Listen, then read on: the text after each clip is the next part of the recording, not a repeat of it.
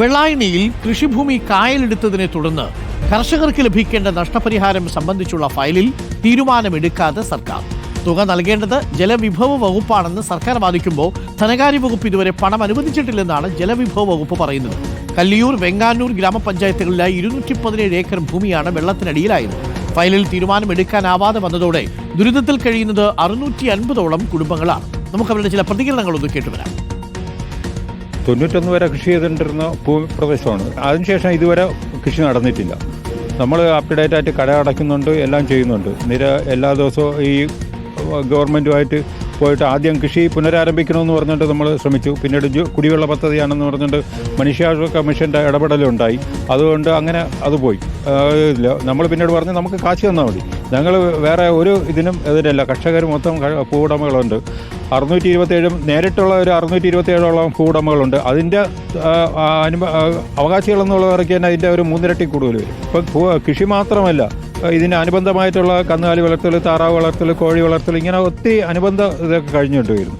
അതൊന്നും എല്ലാം നഷ്ടപ്പെട്ടിരിക്കുകയാണ്. ഈ വർഷത്തെ ഇത്രയും വർഷത്തെ ഞങ്ങൾക്ക് നഷ്ടപരിഹാരം, കൃഷി നഷ്ടപ്പെട്ടു, അതിൻ്റെ നഷ്ടപരിഹാരം, അതിൻ്റെ ലാഭം, ഇതെല്ലാം കിട്ടണം ഞങ്ങൾക്ക്. അതാണ് ഞങ്ങളുടെ ഒരു ഡിമാൻഡേ ഉള്ളൂ. അരുൺ സോളമൻ ചേരുന്നുണ്ട്. അരുൺ സോളമൻ, ധനവകുപ്പ് പറയുന്നു അത് കൃഷി വകുപ്പാണെന്ന്, കൃഷി വകുപ്പ് പറയുന്നു ജലവിഭവ വകുപ്പാണെന്ന്.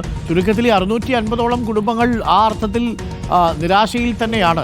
അവരുടെ കൃഷിഭൂമി കായലെടുത്തിട്ട് അവർക്ക് ഒരു നഷ്ടപരിഹാരവും കൊടുക്കുന്നില്ലെന്നുണ്ടെങ്കിൽ വല്ലാത്ത അനാസ്ഥയാണ്. എത്ര കാലമായി ദുരിതം തുടങ്ങിയിട്ട്?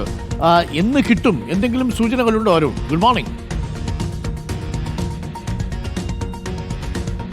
അരുൺ, 991 ശരിക്കും ഈ കർഷകരുടെ ഇവിടെ കൃഷി ചെയ്തിരുന്നത് പൂർണ്ണമായിട്ടും സർക്കാർ നിരോധിച്ചുകൊണ്ട് ഉത്തരവ് പുറപ്പെടുവിച്ചത്. ഇപ്പോൾ 34 വർഷങ്ങൾ പിന്നിടുമ്പോഴും കർഷകർ ഉന്നയിക്കുന്ന ആവശ്യങ്ങൾ, ആ ഫയലുകൾ, പല ടേബിളുകൾ മാറി മറിയുന്നതല്ലാതെ അവർക്കൊരു തീരുമാനം ഉണ്ടാക്കാനായിട്ട് ഈ സർക്കാരിന് കഴിഞ്ഞിട്ടില്ല. പിണറായി സർക്കാരിനെ സംബന്ധിച്ച് വലിയൊരു നേട്ടമെന്ന് പറയാൻ കഴിയുന്നത് 2017 ഈ കർഷകരുടെ വിഷയവുമായി ബന്ധപ്പെട്ട് ആദ്യമായി മുഖ്യമന്ത്രിയുടെ അധ്യക്ഷതയിൽ ഒരു ചർച്ച വിളിച്ചുകൂട്ടിയത്. അന്ന് എടുത്ത തീരുമാനമെന്ന് പറയുന്നത് അന്നത്തെ മാർക്കറ്റ് വിലയിൽ കർഷകർക്ക് ഒരു നഷ്ടപരിഹാരം നൽകാമെന്നുള്ള ഒരു തീരുമാനം എടുത്തിരുന്നു. അതിന് പിന്നാലെ റവന്യൂ വകുപ്പ് ഇടപെട്ടുകൊണ്ട് തന്നെ പല ചർച്ചകളും നടത്തി. ഏറ്റവും ഒടുവിൽ കഴിഞ്ഞ വർഷം റവന്യൂ പ്രിൻസിപ്പൽ സെക്രട്ടറിയും അന്നത്തെ തിരുവനന്തപുരം ജില്ലാ കളക്ടറും ചേർന്നുള്ള യോഗത്തിൽ 10 ഇരട്ടി വില വർദ്ധിപ്പിച്ചുകൊണ്ടുള്ള ഒരു തീരുമാനമുണ്ടായിരുന്നു. പക്ഷേ പിന്നീട് അത് സംബന്ധിച്ച് മറ്റൊരു തീരുമാനമുണ്ടായില്ല. നിലവിൽ കല്ലിയൂർ, വെങ്ങാനൂർ പഞ്ചായത്തുകളിലായിട്ട് 217 ഏക്കർ ഭൂമിയാണ് കായലെടുത്തിരിക്കുന്നത്. പക്ഷേ ഈ ഭാഗങ്ങളിൽ 650ഓളം കുടുംബങ്ങളുണ്ട്. അവരുടെ 3-4 തലമുറകൾ കഴിഞ്ഞിരിക്കുകയാണ്. പക്ഷേ ഇതുവരെയും അവർക്ക് ഇത് സംബന്ധിച്ചൊരു പരിഹാരം കിട്ടിയിട്ടില്ല. നിലവിൽ വിഴിഞ്ഞമടക്കമുള്ള സ്ഥലങ്ങളിലേക്ക്, ഈ തുറമുഖം അടക്കമുള്ള പ്രദേശങ്ങളിലേക്ക് കുടിവെള്ളം എത്തിക്കുന്നത് വെള്ളായണി കായലിൽ നിന്നാണ്. മറ്റൊന്ന്, വിഴിഞ്ഞം പദ്ധതി യാഥാർത്ഥ്യമാകുമ്പോൾ ഈ തൊട്ടടുത്തുള്ള പ്രദേശങ്ങളിലെ മാർക്കറ്റ് വില തന്നെ 4 ഇരട്ടി വർദ്ധിച്ചിട്ടുണ്ട്. ആ ഒരു സാഹചര്യത്തിൽ കർഷകർ ഉന്നയിക്കുന്ന ഒരു ന്യായമായ വിലയാണ്. സെന്റിന് 50,000 രൂപ മുതൽ 1 ലക്ഷം രൂപ മാത്രമാണ് അവർ ആവശ്യപ്പെടുന്നത്. അതുകൊണ്ട് തന്നെ ആ വില എത്രയും വേഗം ഇടപെട്ടുകൊണ്ട് തന്നെ ജലവകുപ്പ് മന്ത്രി റോഷി അഗസ്റ്റിൻ അടക്കമുള്ളവർ വെള്ളായണിയിൽ എത്തിയിരുന്നു.